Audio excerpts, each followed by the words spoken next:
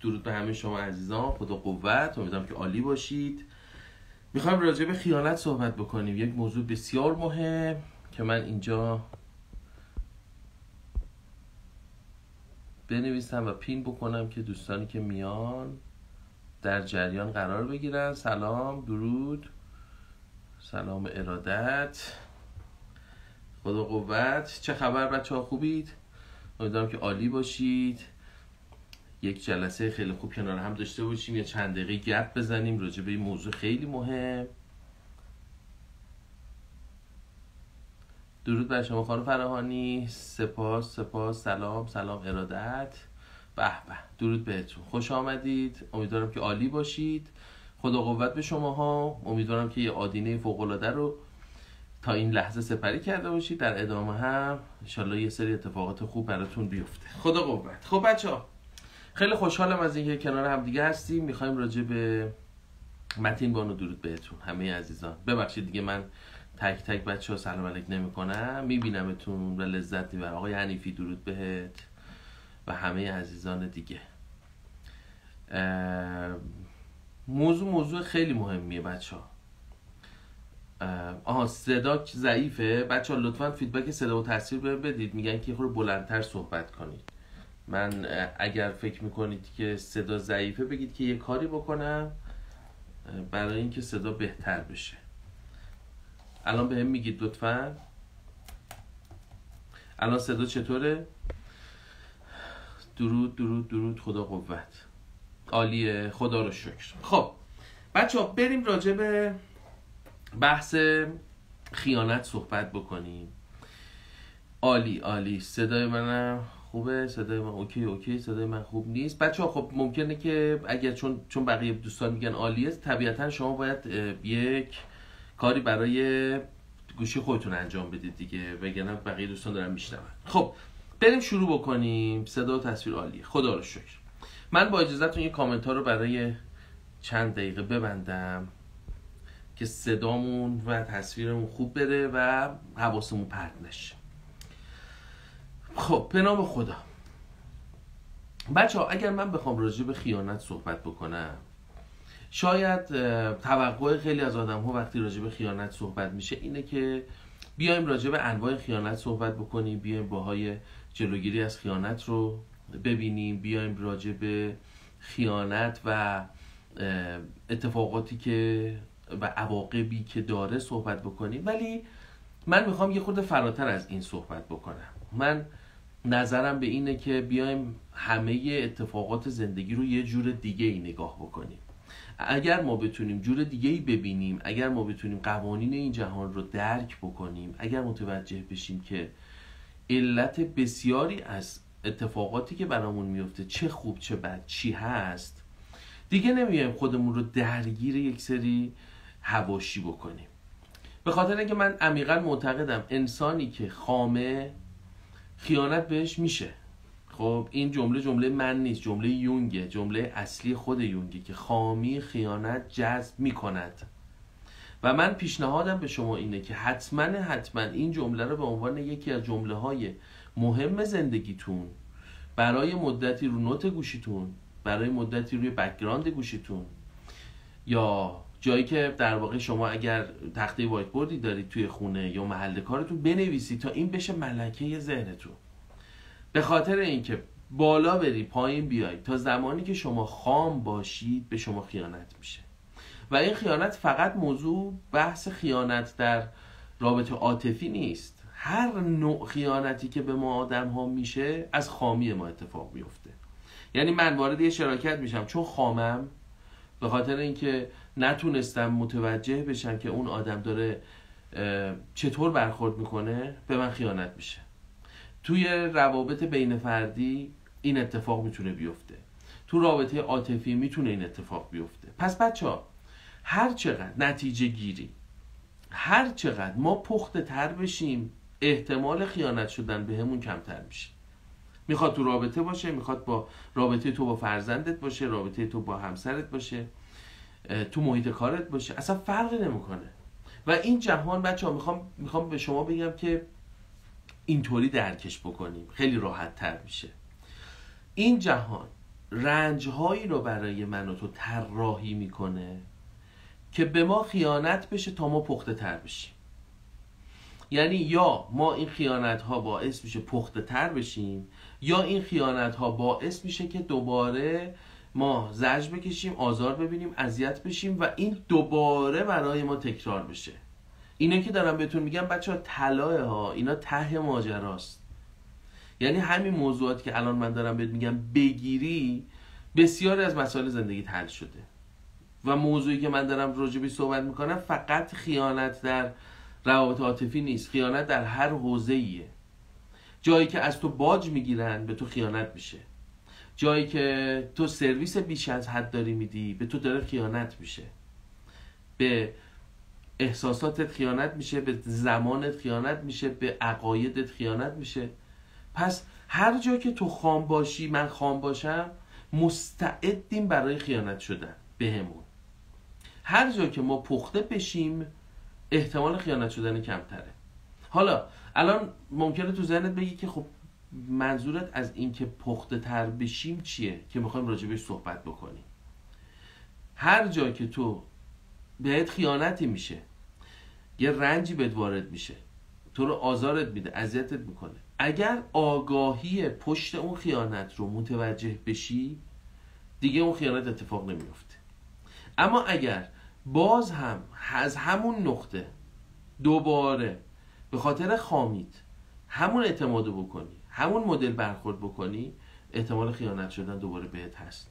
و باز هم تکرار میکنم، بحث من در خیانت فقط خیانت در رابطه عاطفی نیست که اون هم جایگاهی داره ها، اونو بعداً راجبش صحبت میکنیم. اصلا توی دوره عشق و تعادل، بحث سواد رابطه عاطفی، من کامل انواع خیانت اونجا بحث میکنم، چطور جلوی خیانت ها رو بگیریم بحث میکنم، چه بکنیم که کمتر به ما خیانت بشه بحث میکنم.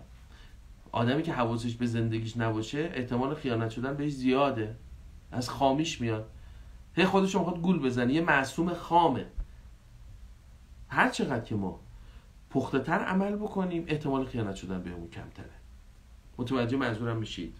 بنابراین من دوست دارم امروز یک مسئولیت رو بپذیری. دوست دارم همین لحظه همه زخم زننده های زندگیت رو فراموش کنی برای حداقل یه چند دقیقه‌ای و خوب اینجا باشی، گوش کنی که شفای دردت همینه. یعنی تمام اون چیزایی که الان تو زندگیت داره آزارت میده با تغییر زاویه توی این لایف تغییر خواهد کرد. خوب دقت کن. همه زخم‌های زندگی، همه خیانت‌هایی که به تو شده و میشه برای رشدت لازم بوده. به خاطر که تو رو از یک خامی، از یک نقطه A ببره بالا برسونه به نقطه B. درست شد؟ این نقطه B دوباره یه نقطه A بغلش هست که دوباره تو رو ببره یه جا بالاتر. یعنی میخوام بهتون بگم که این چرخه هیچ وقت تموم نمیشه. یعنی پختگی ما هیچ وقت تموم نمیشه. و دوستانی که با من همراه هستید و میشناسید منو، با هم دیگه کلاس برگزار کردیم میدونید که تا دلتون بخواد این آگاهی ادامه داره. یک سریا تو کوپه اول میان، تا ایستگاه اول با من هستن، بعد ایستگاه بعد پیاده میشن، یه سریا ادامه میدن، همینطوری با من میان و با هم دیگه میریم. و من اعتقاد دارم هیچ وقتم این مسیر خودشناسی شما تموم نمیشه و پایان پیدا نمیکنه. بنابراین موضوع مهمی که وجود داره، دوست دارم مسئولیت این رو بپذیری و امروز با خودت یک دله بشی، امروز با خودت کامل بشی و متوجه بشی که بزرگترین خائن تو زندگی تو خودتی. بزرگترین خائن تو زندگی من خودمم. چرا؟ به خاطر اینکه خیلی موقع‌ها به خاطر تنبلی، به خاطر ترس، این دوتا عامل اصلی عدم رشد ما، من به جای اینکه به سمت پختگی حرکت بکنم با خامی خودم ادامه دادم و من بهم خیانت شد، یه جاهایی بهم زور اومد، یه جاهایی بهم در واقع خیلی بد گذشت. و اتفاقی که میفته اینه که تا زمانی که شما خیانت رو به عنوان بخشی برای پخته شدن نپذیری، بهت خیانت میشه، باز هم خیانت میشه، بهت گفتم مدل های مختلف خیانت وجود داره. فقط خیانت این نیستش که دوست دخترت یا همسرت بره مثلا با یکی دیگه چت کنه، دوست دخترت یا همسرت بره با یه نفر دیگه رابطه برقرار کنه. این یه نوع خیانته.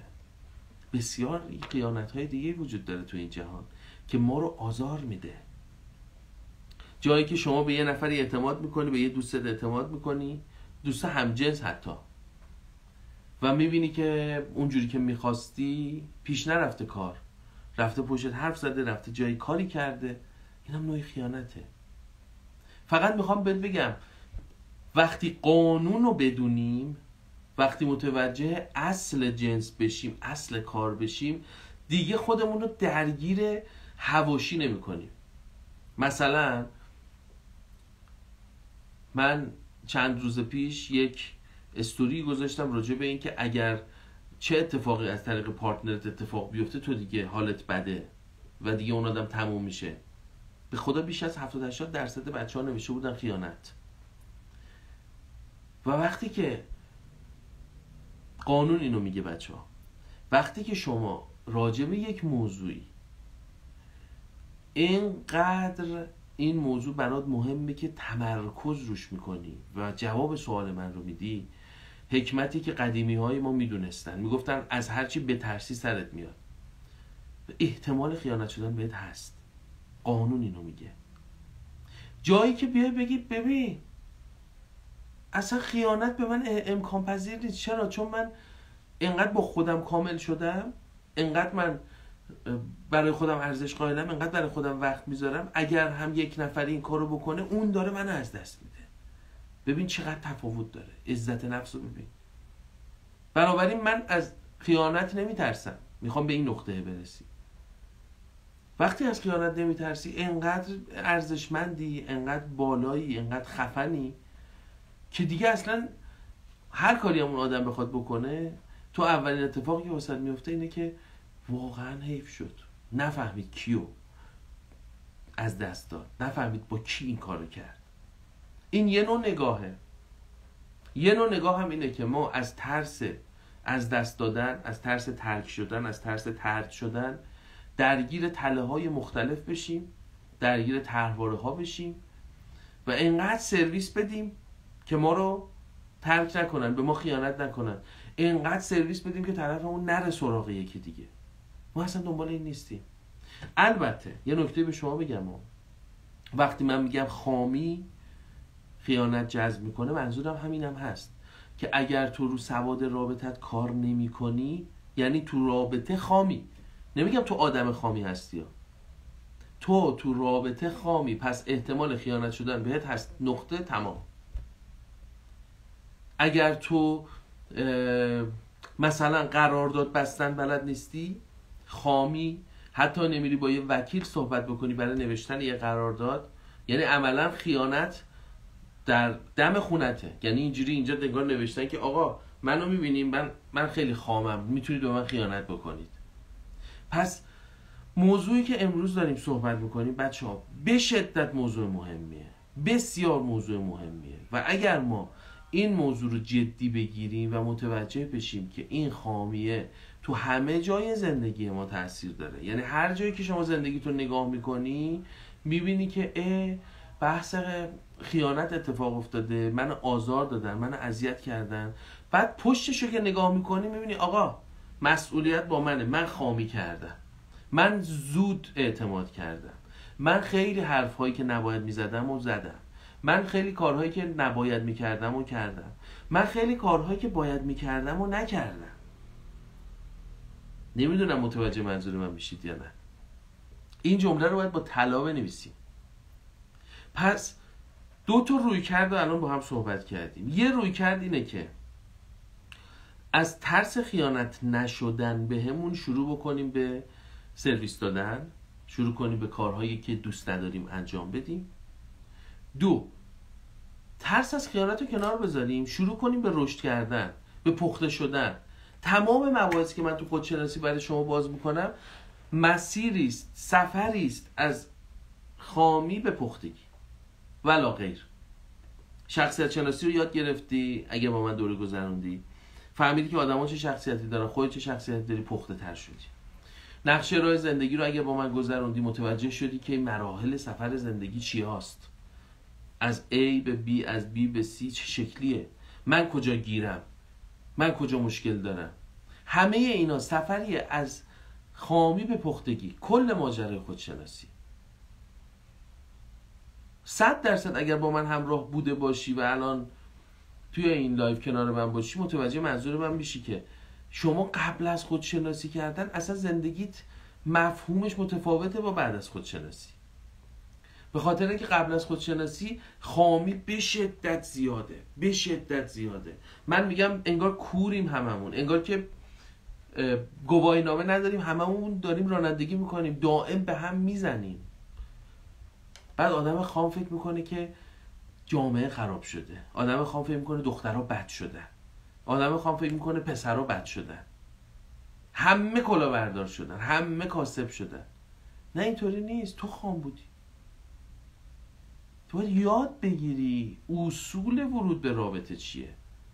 تو باید یاد بگیری ادامه رابطه و مراقبت از رابطه چیه. اینا رو که یادش میگیری میگی آقا اوکی، من پخته شدم، روز اولی که میخوام برم وارد رابطه بشم یا در ادامه که الان تو رابطه هستم، با پختگیم شروع میکنم به تغییر ایجاد کردن. بعد خیانت بهت کمتر میشه. بچه‌ها به صفر میتونیم برسونیم؟ نه.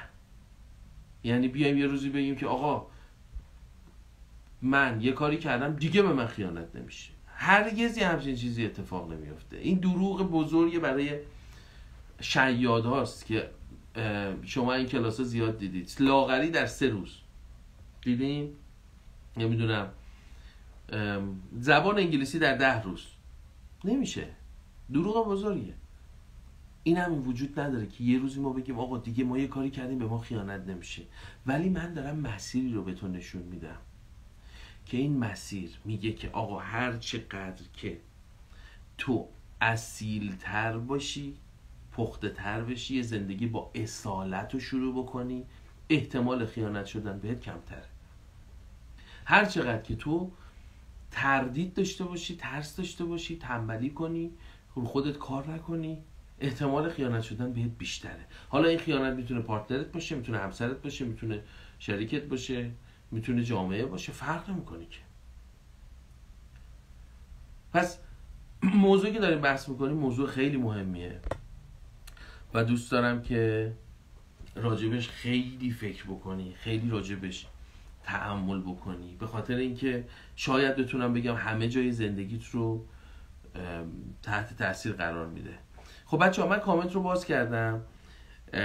موضوع مهمیه. دوست دارم شماها بیاین تو بحث. تا اینجا لطفا بهم بگید که چی گرفتید از این موضوع و برای شما تا اینجا چی داشته، یا اگر سوالی هست لطفا بپرسید که راجبش صحبت بکنیم. خانم اخلاقی درود بهت، سلام. لطفا بچه‌ها به من بگید که نوع نگاهتون به خیانت تغییر کرد؟ یعنی خیانت رو ما تونستیم از یک بعد دیگه‌ای بهش نگاه بکنیم که ادامه بدیم بحث بکنیم امروز راجبش. و اگر تجربه‌ای تو این حوزه دارید لطفاً بنویسید. اگر دوست داره بیاد بالا راجبش صحبت بکنیم، باز هم میتونه ریکوست بده بیاد بالا. هر جوری که خودتون فکر میکنید بهتره.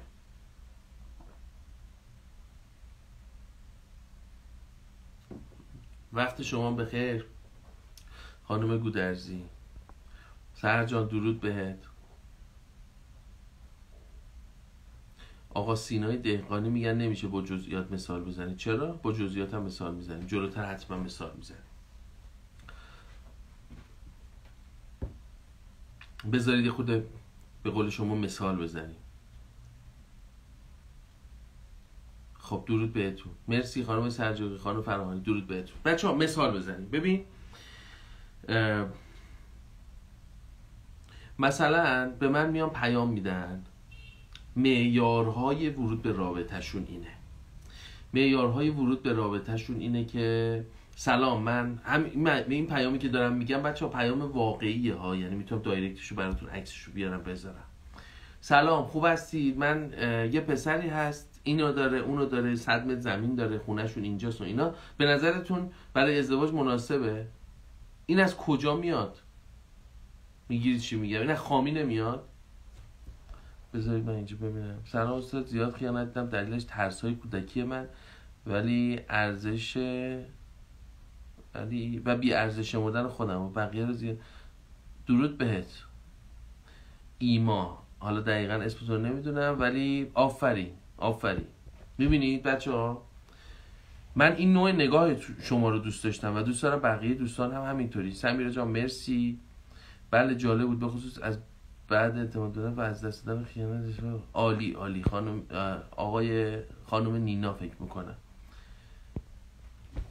متوجه منظور من میشید؟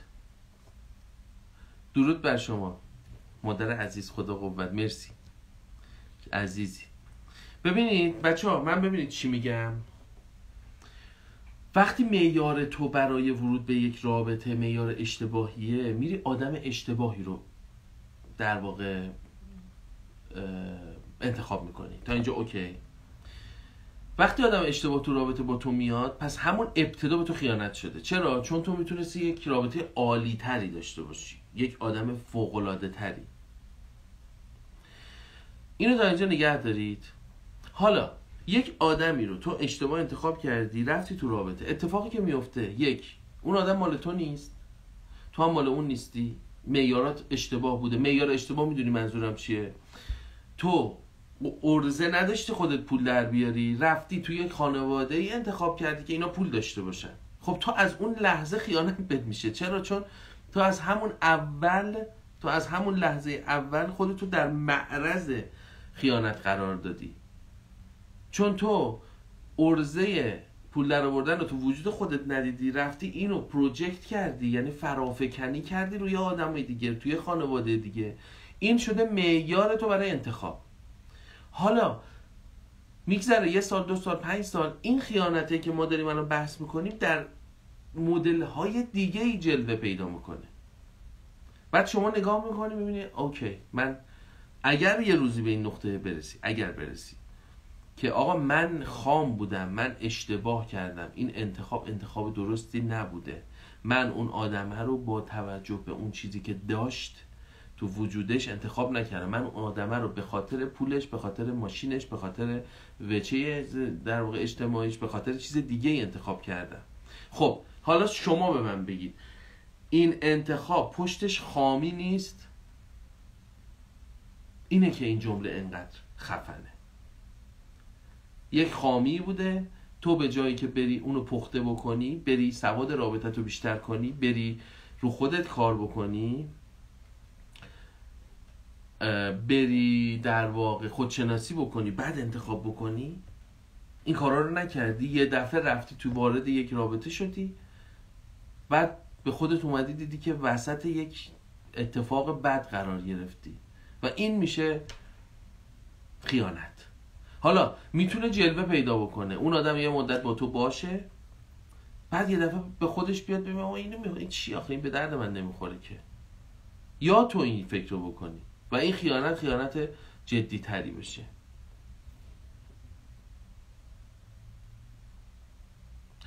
خانم نینا، من فکر کنم نصفه موند. میگن که اگر شوهر آدم بعد از چند سال متوجه بشی اونقدر اعتماد به نفس و دیگه بقیه‌شو ننوشتی، لطفا یه بار کامل بنویس بتونیم بخونیم. چشم، در خدمت هستم. یه سوالی هم دوستمون پرسیده بود، بالاتر بود، که ما باید توی رابطه 100مون رو بذاریم. 100% باید بذاری. چرا نباید بذاری؟ این چه جمله ایه که جدیدن مد شده؟ چون 50% بذار، اون 50% بذاره، تو باید 100 تو بذاری، اونم 100 بذاره، یه رابطه خوب بسازید. ببین الان راجع بهش صحبت میکنیم. خب خانم نینا، من شنیدم که چی میگید. خب کیس با کیس فرق میکنه دیگه، باید راجع بهش صحبت بکنیم. خب خانم سمیرا، من یه نکته بگم. خانم نینا، به کار شما میاد، دقت کنید بچه‌ها. شما اینجایی، اوکی، شما اینجایی، الان توی رابطه هستی، یا این رابطه پارتنرته یا این رابطه منجر به ازدواج شده، اوکی، در هر دو صورت اوکی. خب شما میای اینجا، درست شد، شما آموزش میبینی، رو خودت کار میکنی، کتاب میخونی، کلاس میری، لایو میبینی، میای اینجا. آدمایی که جدیدن میبینی از این جنسن، اوکی؟ پس مجبورن، دنیا این کار رو میکنه، آدمهایی که به کارت نمیان به طرز معجزه آسایی از زندگی تو خارج بشن. بچه ها لایو میگن قطع میشه، یعنی منظورتون تصویر من قطع میشه یا هم صدا و هم تصویر قطع میشه؟ خب بهم لطفا اینو بگید بچه ها. سینا جان، کسی که صدشو نمیذاره مال شما نیست. شما یه بار زندگی میکنید، خیلی راحت میتونید از اون زندگی خارج بشید. میدونی منظورم چیه؟ من نمیدونم منظورت اینه که الان ازدواج کردی یا اینکه توی رابطه هستی. اگر توی رابطه‌ای هستی که الان منجر به ازدواج نشده، که 100% این رابطه خوبی نیست برای شما.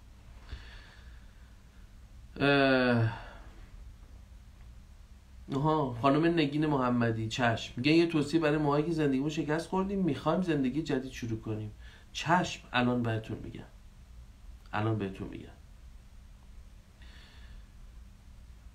میگن تصویر. بچه‌ها اگر تصویر مسئله داره ایرادی نداره، چون بیشتر صدا مهمه دیگه، تصویر خیلی الان اهمیت نداره، صدا رو گوش کنید مهمتره. بچه‌ها دقت کنید،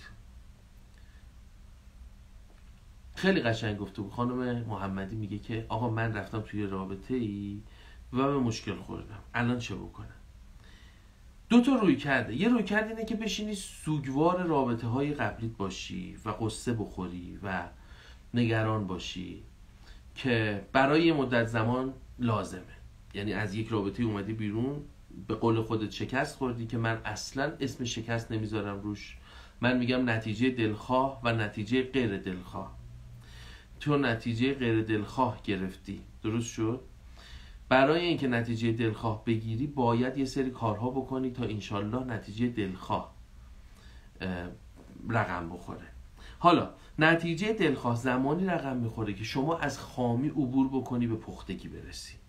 چطور از خامی عبور بکنی؟ باید آموزش ببینی تو هر حوزه‌ای. من الان رابطه رو داریم میگیم، توی هر حوزه‌ای شما رفتی به مثلا فرض کن یک رستوران راه اندازی کردی با یک نفری یا اصلا تنهایی، به قول شما در واقع به قول شما الان شکست خوردی، من میگم نتیجه غیر دلخواه گرفتی.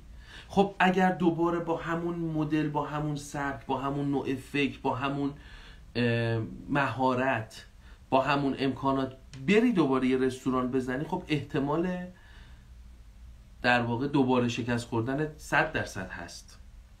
ولی حالا دقت کن، من معتقدم کسی که وارد یک رستوران میشه، حرفه رستوران رو میگم، یا کسی که وارد یک رابطه میشه و توی اون رابطه زخم میخوره، به قول شما شکست میخوره، رابطه رو نمیشناسه، اتفاقاتی براش میفته، به نظرم اگر بتونه تفکراتشو درست بکنه، از کسی که تا الان رستوران راه اندازی نکرده جلوتره. خوب دقت کن به این موضوعی که من میگم. شما الان رفتی وارد رابطه شدی، در یک صورت روابط بعدی بهتر خواهد شد و به امید خدا رابطه عاشقانه خواهد بود. یک، مسئولیت خودت رو بپذیر که توی اون رابطه قبلی کجاها تو مسئول بودی، کجاها مشکل تو بودی، کجاها کم گذاشتی، کجاها زیاد گذاشتی، کجاها زود شروع کردی، کجاها دیر شروع کردی. اینو رو کاغذ اول بیار، تمام مسئولیت خودت رو 0 تا 100 بپذیر، بگو من بله تو رابطه با این آدم 30% مقصر بودم، ایرادی نداره، یا 70% بودم یا 100% بودم، اصلا فرقی نمیکنه. مقصر بودن منظورم این نیست که بشینیم قصه بخوریم آقا مقصر بودم یعنی که من باعث شدم یه سری اتفاقات بیفته. حالا اونا چیاست؟ شروع کن نوشتن. اینا رو که بنویسی، به اضافه این که شروع بکنی هم اون باگ ها رو برطرف بکنی، هم شروع بکنی روی خودشناسی خودت کار کردن. یه دوره 2-3 ماهه 6 ماهه 1 ساله زمان میبره، ولی از خانم محمدی یک من بهتری در این جهان اتفاق میفته. بچه ها ما دائم در حال بهتر شدن باید باشیم، ما مقصدی که نداریم که. اگر تو همون آدم پارسال هستی خب داری جرجا میزنی، که من تازه فکر میکنم اگر همچی فکری بکنی تو آدم پارسال نیستی، تو ضعیفتر از پارسالی، به خاطر اینکه سنت بالاتر رفته، ترسات بیشتر شده، به خاطر اینکه دنیا وای نمیسته تو رو نگاه بکنه، دنیا حرکت میکنه، تو اگر حرکت نکنی جا میمونی. میدونی این اتفاقه. پس باید رو خودت کار بکنی خانم محمدی. بریم ببینیم سپیده چی میگه. استاد تو این شرایط که آدم ها 1000 رنگ هستن چجوری میشه آدم صدش رو بذاره؟ خیلی جمله ساده و پرمغزی رو بهت میگم. سپیده جان، شما باید یاد بگیری که رنگ‌های مختلف چه شکلی هست. آدم‌هایی که به قول شما 1000 رنگ هستن، هر چقدر شما پخته تر بشید اون آدم‌ها نمیتونن به شما آسیب برسونن. اگر هم قرار آسیب برسونن شما زود متوجه میشید، از اون رابطه خارج میشید. شما از سادگیت ضربه میخوری که من این سادگی رو اسمش میذارم خامی. پس هر چقدر پخته تر بشی این اتفاق نمیفته. یه نکته دیگه خدمت شما بگم، سوال خوبی بود پرسیده شد. بچه ما یه 10 دقیقه دیگه توی لایف هستیم و دیگه باید برم، چون یه قراری دارم، باید دیگه برم با آقای کبیری قرار دارم، میخوام ببینمش، کار داریم. گوش کنید بچه ها یه لحظه. شما اگر اینجا باشید، به قول خودتون آدم های 1000 رنگ الان میان و اینجا تو رابطه با شما قرار میگیرن. اوکی تا اینجا. شما اگر مدل ذهنی تو تغییر بدی، ارتعاشات ذهنی تو تغییر بدی، نوع نگاه تو تغییر بدی، خودتو ارتقا بدی، بیای بالا، آدم هایی که اینجا بودن دیگه تو رو نمیبینن و از این ساده‌تر نمیتونم عنوان کنم. خدا رو شاهد میگیرم عین حقیقته و قطعا شما تو زندگی تو اینو تجربه کردید. وقتی که شما رشد شخصیتی میکنید آدم های قبلی از زندگی شما میرن، دسترسی به شما ندارن، اونا نمیتونن شما رو اذیت کنن، نمیتونن به شما خیانت کنن. اگر شما هنوز دارید با اون آدم ها زندگی میکنید به خاطر اینکه شما هنوز تا اونجایی که باید ارتقا پیدا نکردید از نظر ذهنی، هنوز دارید دست و پنجه نرم میکنید با مشکلات اینجا. این مدار تو بیار بالاتر، آدم های متفاوت میان، اونا میان آدم های اصیل تری هن. بچه ها خیلی از ماها اصالت تو وجودمون هست ولی اصیل زندگی نمی کنیم. چرا؟ چون ترس داریم از دست دادن. میدونی این آدم اصیل نیست، میدونی این آدم به دردت نمیخوره، ولی ترس داری کنارش بذاری. 1001 بهانه واسه خودت ایجاد میکنی. اگه بذارم بقیه چی میگن؟ مردم چی میگن؟ وای الان تو این سن میگن که اینجوری کرد. بچه هم چی میگن؟ آقا این آدم اصیل تو نیست، مگه چند بار زندگی میکنی؟ من اینجا نیستم به تو بگم که همین الان بلند شو همه زندگی تو خراب کنه. من به شما میگم که به پختگی برس، با یک تصمیم درست زندگی تو بساز. مگه چند بار زندگی میکنیم که درگیر باشیم؟ این درگیری ها اکثرش از خامی میاد.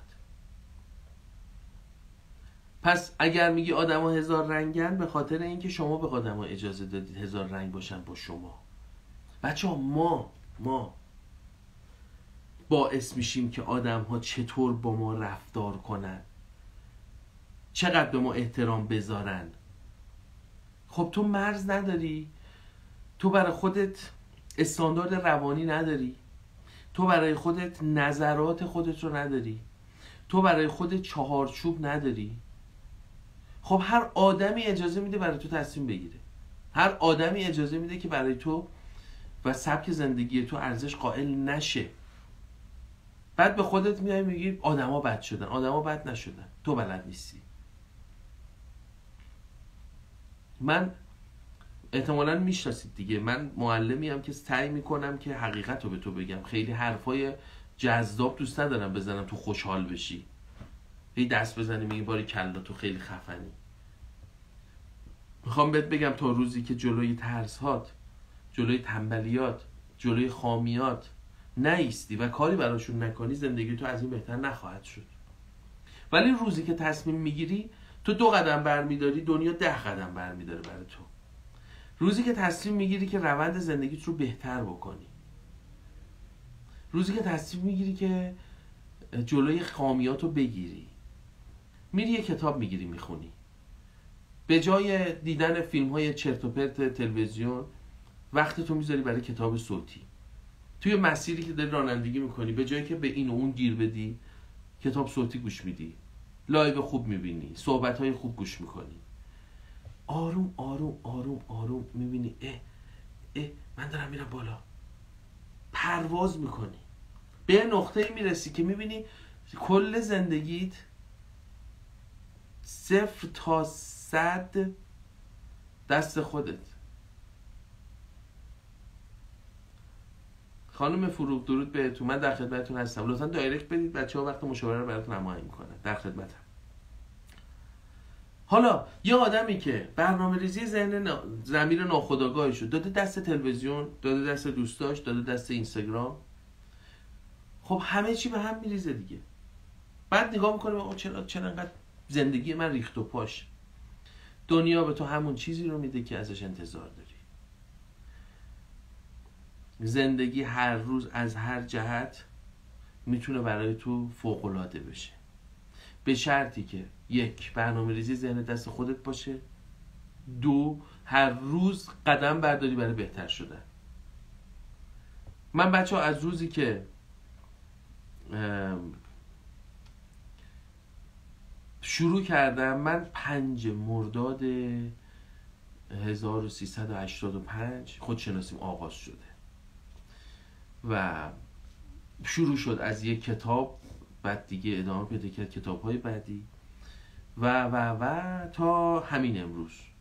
بچه‌ها کلاسی نبوده که من بتونم برم و در لحظه احساس کنم وقتم هست و نرم. و اگر امروز زندگیمو نگاه میکنم میگم حاصل این پخته شدن است، وگرنه من از اول که این شکلی به دنیا نیومدم که. شما هم همینطور آموزش دیدیم، ماها تحت آموزش اشتباه متاسفانه خیلی سالهامون رو از دست دادیم. ولی الان که رسیدیم به یک نقطه‌ای که به این نتیجه رسیدیم آموزش ببینیم، اصلا همین که شما پیج من رو فالو داری، همین که تو این لایو میای، یعنی دنبال آموزشی. همین الان شما از بدنه جامعه جدایی، دمت گرم، یعنی من واسه دست میزنم، دمت گرم. بدنه جامعه منظورم اون عموم جامعه، اصلا بهشون بگی کلاس، بگی لایو آموزشی، بگی راجع به خودت، خودشناسی، شخصیت شناسی، سواد رابطه، اینا هست. اول از همه که میگن اونی که داره لایو میذاره از همه دیوانه تره، این که هیچی، آدما رو جمع میکنه میگن. اصلا مهم نیست، چون آدما رو که به زور نمیشه رشد داد. به قول خانم فراهانی آگاهی درد داره. درود بهت. به خاطر اینکه آگاهی درد داره دنبالش نمیان، از این ور میان از اون ور میرن. آخرین روزی که دارن زندگی رو تموم میکنن و ازشون بپرسی چی شد، این زندگی چطور بود، خودشون هم نمیدونن چی شد. فکر میکنن زندگی فقط اینه که برن سر کار بیان، خونه بخرن، ماشین بخرن، پول رو پول بذارن، نمیدونم مسافرت برن، غذا بخورن. فکر میکنن زندگی اینه. نمیگم زندگی این نیستا، اما پشت این زندگی معنا وجود داره، پشت این زندگی احساس رضایت وجود داره، پشت این زندگی لذت وجود داره. نه اون لذت آنی، ماشین بخری به آدما نشون بدی که من ماشین خریدم. اینا نشأت گرفته از عقده‌های گذشته است. مسافرت بری هی استوری بذاری که آره ما این کارو کردیم، اینا مشکل عقده‌ایه، اینا مشکل سایه‌ایه. خودشناسی اون لحظه است که من دارم به شما میگم اوج خودشناسی معمولی شدنه. یعنی هر چقدر شما خودشناسی میکنی معمولی تر میشی، متوجه میشی که بابا هیچی در این جهان وجود نداره. تو یه روح داری، نباید روحت رو حروم پول بکنی، چون روحه که در نهایت این دنیا رو با یک تعالی ترک میکنه. جسم که اصلا دیگه موجودیت نداره. از اینجا وارد شدی، یا از اینجا از این دنیا میری با روح متعالی، یا از اینجا وارد شدی از اینجا خارج میشی با یک روحی که کثیف‌تر شده، همش دنبال جمع کردن بوده، همش دنبال آسیب رسوندن بوده، دنبال دشمنی بوده. ولی یک روحی که دنبال عشق بوده، دنبال بهتر کردن دنیا بوده، دنبال یک رابطه عاشقانه بوده. به قول دوستمون صدشو توی رابطه عاشقانه گذاشته، به خاطر اینکه خود رابطه پاداشه، خود رابطه قشنگه، خود اون آدم روبرویی قشنگه، نه پولش، نه اندامش، نه مدلش، خود اصالت وجودیش، درونیات اون آدمه. که حالا ما تو دوره سواد رابطه عاطفی که دوستانی که اگر تو لایو هستی، دوره سواد رابطه عاطفی در حال آپدیت هست بچه‌ها. الان 2 جلسه دیگه ضبط شد، فردا رو سایت قرار میگیره، دوباره فردا رو سایت قرار میگیره، برید ببینید. دمتون گرم.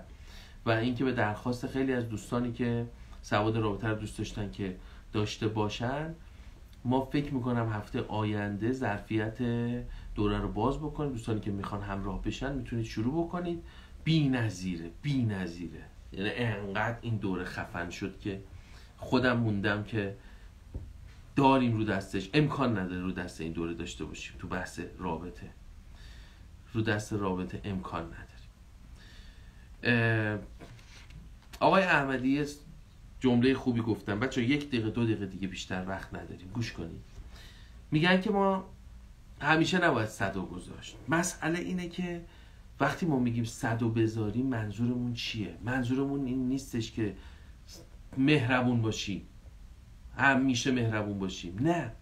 منظورمون این نیست که سرویس بدیم، همش یه طرف سرویس بدیم. رابطه 2 طرفه است، یک اتفاق 2 طرفه است. رابطه مثل پینگ پونگه، رابطه مثل میز پینگ پونگی که شما دارید بازی میکنید. نمیشه یه طرفه بود، یه طرفه رو به رشد نداره، رابطه خراب میشه. شما یک پینگ پونگی رو در نظر بگیرید، یه طرف داره خوب بازی میکنه تا میزنه، اون یکی نمیتونه حتی برگردونه. این که نشد رابطه. که رابطه یک اتفاق 2 سویه است، 2 طرف است.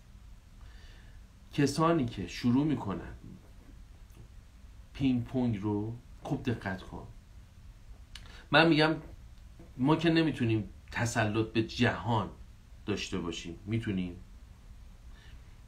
عزیزید، مرسی از همگی. خانم نینا من متوجه نمیشم میگه من چی استاد، نمیدونم منظور چیه. یه بار دیگه متن تو بنویس یا اینکه بیا دایرکت ببینم موضوع چیه. بچه‌ها اینم بگم و تمام. ما نمیتونیم همه جهان رو کنترل کنیم، ما نمیتونیم همه آدم‌ها رو تغییر بدیم، هیچ کس رو نمیتونیم تغییر بدیم. بچه خودت هم نمیتونی تغییر بدی، همسرت هم نمیتونی تغییر بدی تا زمانی که اون بخواد. اوکی؟ موضوعی که وجود داره اینه، من یاد گرفتم که برای اینکه زندگیمو درست بکنم از خودم شروع کنم. تو هم همینطور.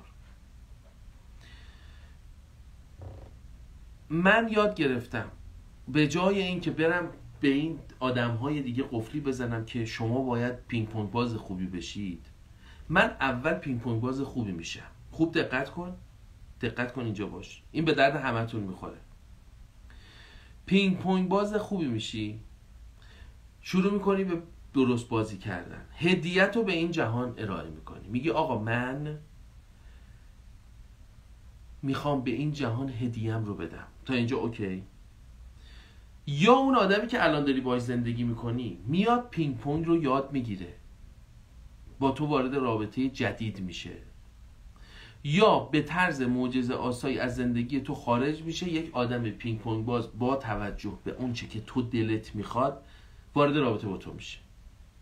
گرفتی چی میگم؟ تو قرار نیست تا آخر عمرت بسوزی و بسازی و بدبخت باشی. اگر تو از اینجا رشد کنی بیای اینجا، آدم‌هایی که مثل خودتن، آدم‌هایی که قوی‌ان، آدم‌هایی که اصیلن، از رابطه عاطفی گرفته تا دوستای معمولیت گرفته، دوستای اجتماعیت گرفته، همه تغییر میکنن. بعد نگاه میکنه میگه اوکی، اونی که میخواستم شد. متوجه منظور من میشید؟ این موضوع اصلیه.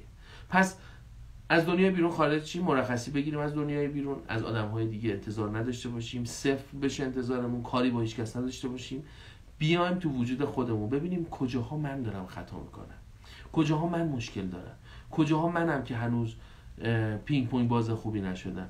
اینو انجامش بدیم، اتفاقات عالی از راه میرسه. یا با همون آدم یا اون آدم تغییر میکنه، دنیا کمک میکنه با آدم‌های جدید ما این مسیر رو بریم. پدر خانم محترم درود بهت، ممنونم که اینجا هستی، باعث افتخاره، خیلی ممنون. خب خانم نینا ببینیم چی گفتن. مرد کوچک در زندگی 12 ساله که هر چی کمکش کنی بقیه‌شو چرا ننوشتی؟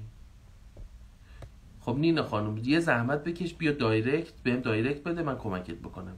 سمیرا خانم نوشتن که به کمکتون احتیاج دارم، حتما بیا دایرکت ببینم چه کمکی میتونم بهت بکنم، حتما در خدمتتون هستم. میگن نت ضعیفه، سیو کنید. اصولا بچه‌ها لایو ها سیو نمیشه دیگه. من نهایتا چون میدونید بحث اینگیج سایت پیج به مشکل میخوره دیگه، به خاطر اینه. ولی لایو رو برای چند ساعت سیو میکنم، امشب بچه‌ها برش میدارم به خاطر اینکه مشکل میخوره. بنابراین راجع به خیانت صحبت کردیم. یک کوچولو 1-2 دقیقه بگم که چی بود برای دوستانی که الان اومدن. حتما برید الان، من سیوش میکنم ببینید از اول، ولی بدون که اگر به تو خیانت میشه، چون خامی هر چقدر پخته تر بشه خیانت بهت کمتر میشه. تو نمیتونی بری به کل عالم بگی که دزدی نکنید، نمیتونی به کل عالم بگید که خیانت نکنید، نمیتونی به آدم‌های دیگه بگید که بد نباشید، ولی میتونی رشد بکنی، میتونی خودتو ارتقا بدی، میتونی مالتو سفت‌تر بگیری که دزدا نتونن کاری بکنن. گرفتی چی میگم؟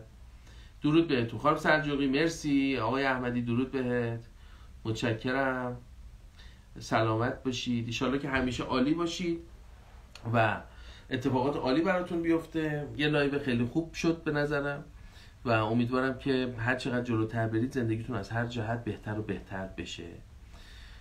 امیدوارم که عالی باشید. درود بهتون، وقت بخیر و خدا نگهدار. مرسی از همگی.